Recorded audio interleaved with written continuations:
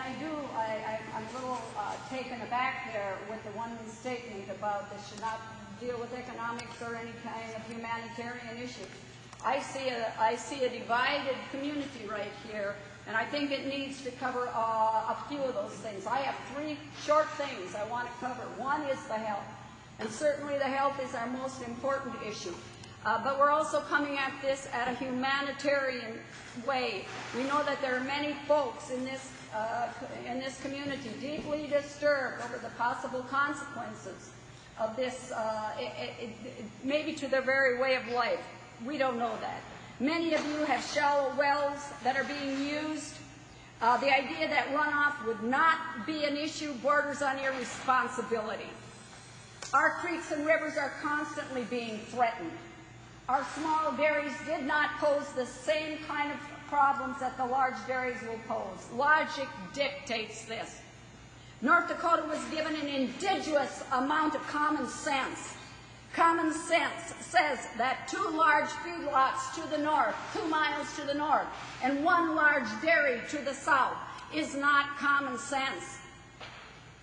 And the Thief River people certainly brought that home to us. We have no idea of the ramifications of this dairy. There are a lot of what-ifs that we wish we knew, but we don't. We don't know about contaminated water. We don't know about our air quality. We don't know about this stuff called, what are we calling it now? This hydrogen sulfide. Hydrogen sulfide. Certainly we don't know about the deterioration to roads, the possibility of lots of higher expenses in our schools and maybe in even our medical facilities. We know that. Certainly we believe the warnings from the numerous real estate professionals concerning property devaluation. Second, I think that we certainly want to believe the Fargo Forum.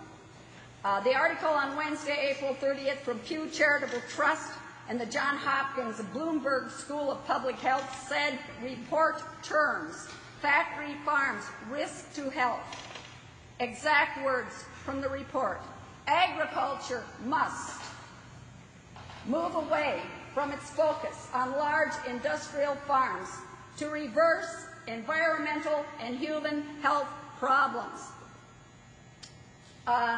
It certainly seems to us, the second part, you know, none of us can go to anywhere in our state and talk to a neighbor for 20 minutes without it turning around to what kind of problems our country is running into because we're selling ourselves to Asia and Europe. And yet we seem to be rolling out the red carpet for strangers and turning a deaf ear to the pleas of our most affected community patrons.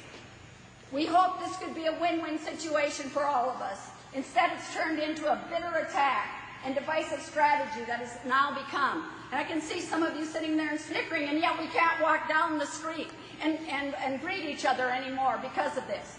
It doesn't have to be this way. We simply ask that the BeDafs take it 15 miles away from our town so we didn't run into these problems. Certainly the economic development. We have lost R.D. Reimers. We have another very prominent family on their way out the door now. And we're saying this is economic development. The third problem that we have is I would just put the good neighbor policy.